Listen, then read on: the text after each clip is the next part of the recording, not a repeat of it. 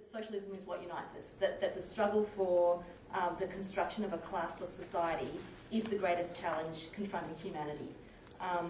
And that we see when we look around us that ecological degradation, racism and sexism, homophobia, exclusion of people on all sorts of bases from really fully participating in society, these things are rampant, and they're made worse.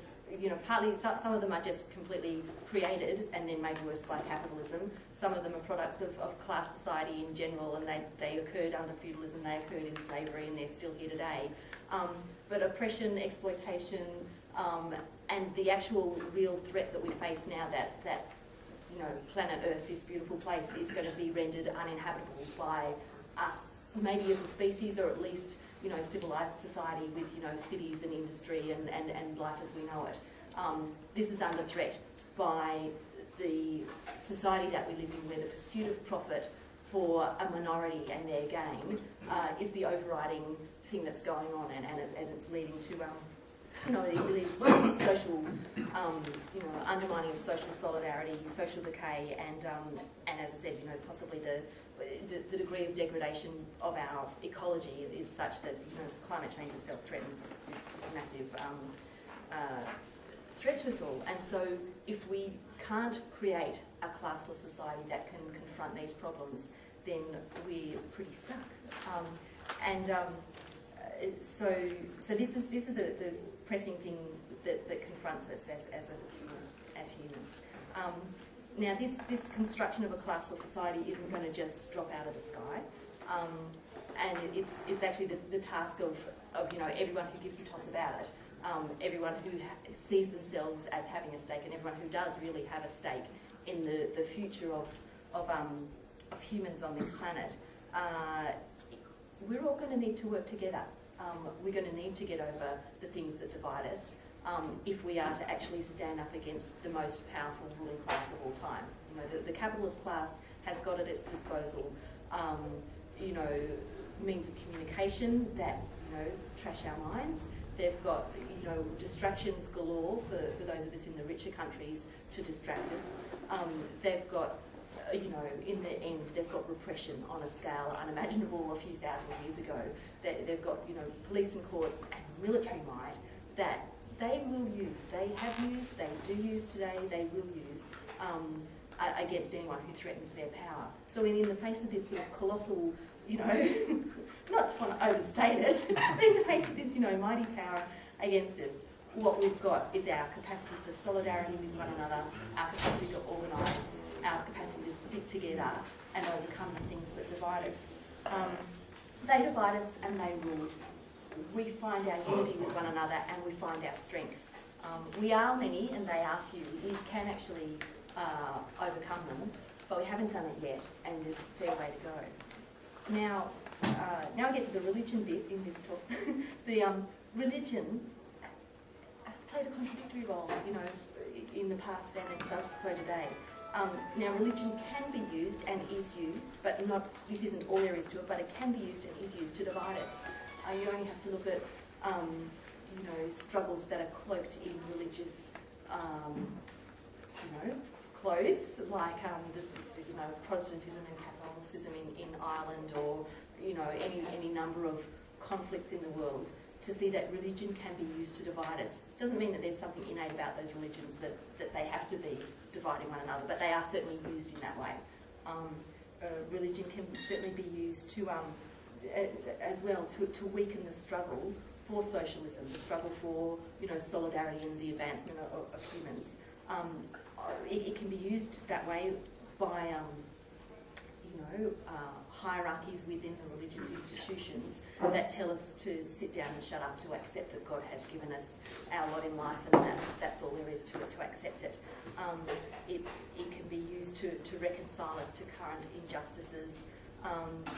And, you know, you look at a range of religions that teach to let go of desire, in the case of Buddhism, to teach being patient in, you know, and waiting for God to liberate you, in the case of Christianity, to turn the other cheek. That teaches karma, that you get what you've dished out, so you probably dished out something bad in your past life if you know, dealing with crap now. There's all sorts of there's all sorts of different ways of saying, you know, of pacifying the oppressed, and also with holding out hope for something better. You know, holding out a hope that, you know, after you die it will be better than it is now because things are pretty crazy now. So religion can be used in those ways, but in a contradictory sort of way. You know, religion can also be used. Yeah, religion can also, you know, interestingly enough, there are contradictions within each of the religions, and each, you know, I haven't studied them all right, but as I see it, religions do contain these contradictory elements, and for many people, their religion, their religious belief actually offers motivation to struggle for socialism, to struggle for justice with things like compassion, the dignity of the human being or the worth of human being, the injunction to love your neighbour, you know, seeking justice, and as being elements that do run through a whole lot of religions as well. And so within each religion, pretty much, there are these contradictory elements of, and they come back to class divisions within the communities of religious believers, because, you know, you can find in the Catholic Church, you can find in Islam, you can find it amongst Hindus, you know, people of higher and lower castes, in the case of Hinduism, people of, you know, there are working class Catholics, there are, you know, capitalist Catholics, there are working class, you know, Muslims and capitalist Muslims, and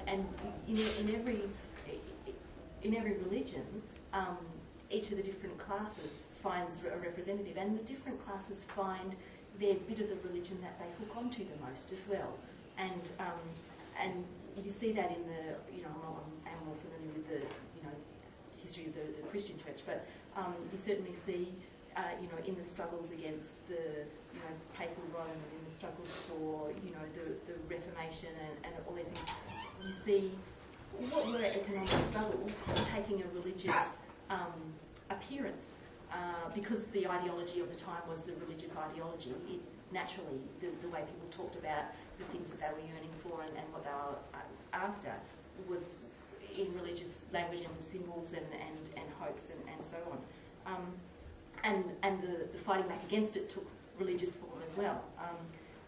That's just, you know, this sort of a fact of history. And today as well, within the different religions, people can find justifications for a range of political views that correspond to, you know, the interests of the different classes of people. You know, like whether you know, I suppose in the traditional Marxist sense, the working class, the capitalist class, the people who own and control the levers of our economy. They may profess no religion at all. They may profess a religion, and when they do, it tends, you know, sometimes it's the prosperity gospel of that you see in some of the right-wing Christian churches, especially coming from the United States, of this message as if Jesus said, you know, God will give you riches, and that's how you'll know you've been saved. Which you talk to a different Christian in a different situation, and they'll go, no, that Jesus didn't say that, or he didn't mean that, or you know, what have you. So basically, I guess what I'm saying is that within each of the religions, there are you can find people who fervently believe that they're following that religion, but have completely different takes on it and what they're coming up with. And really, so the reality for those of us who care about justice and the liberation of humanity, what we need more than anything is to find the ways to unite ourselves in this common struggle to get rid of capitalist oppression. What we shouldn't do is let ourselves get bogged down in divisions about religion. We can have, you know, interesting conversations with each other about, you know, life, the meaning of everything, and all the rest of it. But because of you know, because if we are concerned about justice and the elevation of human beings to something worthy of being called human, you know, and not just the perpetuation of, you know, inequalities and injustices, then we do need to find the ways to unite. And really, for people who for whatever reason it might be.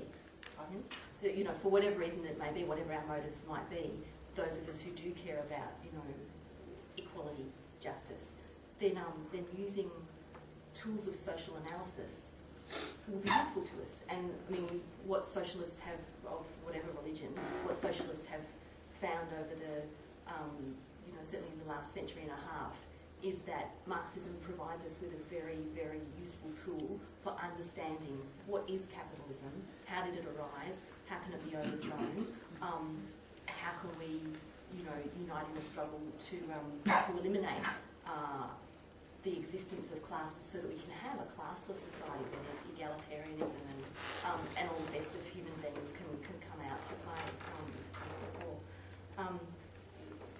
You know, socialists have used Marxism as that tool of social analysis. Now, Marxism is, you know, fundamentally, it's a materialist dialectical method, and I'll unpack that a little bit, but we might need to discuss that more in this general discussion. I probably won't have a lot of time to look at it, but, you know, most Marxists are atheists, right? I'm not going to try to pretend otherwise. But that said, and I'm sure the others will talk about how people of religious faith can also use Marxism as a tool of analysis for society, because if you want to construct a better world, you have to understand how this world works.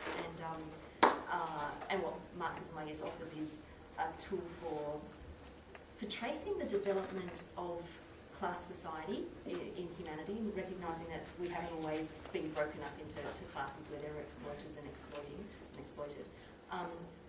And tracing that through to modern capitalism, and analysing how it is that that by taking hold of the key levers of the economy that are currently owned by the capitalists but don't really belong to them, that are taking all of that together, publicly, socially, and democratically deciding what to do with, you know, the banks and the farms and the factories and the mines, we would be able to reshape our economy to meet our needs and to safeguard the future of the environment. And that's sort of what Marxism can contribute to all of us who care about the struggle for social change. Notwithstanding the fact that Marxism does also trace and analyse how did religion occur, how does religion arise, and also, you know, what would be the basis for the eventual departure from the scene of religion. And you know, as an atheist, you know, what's the word?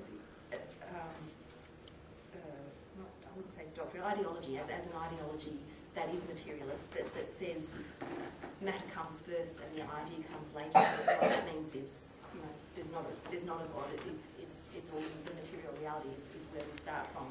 And we think there's a God because of what's happened in our society. There are reasons we can explain the rise of religion.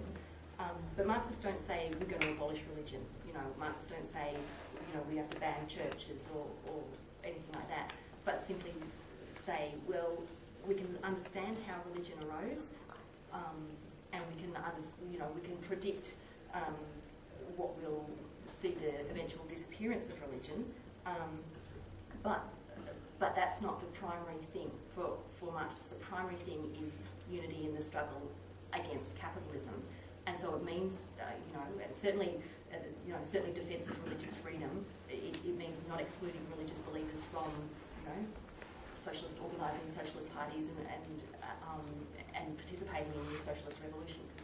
Not only because that would be stupid, but because it wouldn't even be true to materialism. Because now I'm probably saying things that don't make much sense. Yeah, but that if we can understand where religion comes from and can predict what will lead to it disappearing, Marxists don't just saying to people, oh, religion's the opening of the masses. Just saying that to people isn't going to convince anyone of the rightness or wrongness of atheism. What Marxists hold is that when you abolish the class divisions in society, when you by a kind of a sort of social, call it a social revolution or call it a fundamental change in society, where we fundamentally shift the way society is so unequal and so unfair, people will have, it would, I guess, take away the reason for people to look for an external explanation searching for it in the mysteries of the spiritual world, we'll be able to just look around and understand our society more completely. The good thing about that is it means that, you know, if atheists and Marxists, if Marxists are wrong about that, then, and religious believers turn out to be right, we won't mind, because we'll have got our socialist revolution and we'll be happy. And if it turns out that the Buddhists are right, or the Christians are, or whatever, then we'll be in a better situation as humanity to know when we've gotten rid of the fundamental contradiction between those who own and control our society and the rest of us who, you know, suffer on account of it. So I just wound up there saying that, that I think the overarching thing for Marxists is trying to find the ways to develop unity so that we can get justice. Not hiding, you know, like it'd be stupid to try to hide the fact that, you know, most socialists are atheists, but that certainly doesn't mean it's an essential prerequisite of being a part of this struggle for social change, not at all. And basically that once we've got a social life that, you know, isn't divided, you know, we're not divided into competing, conflicting classes, and where there's material well-being and a scientific understanding of reality, we think that atheism is going to triumph, but we're happy for, you know, but we see that as something that's, you know, it's a private question for the individual, and the issue for the state is non-interference and non-support for religious matters. Hopefully that gives us a bit of a place to start, and I'm looking forward to hearing what the others have to say. Thanks very much, Kamala.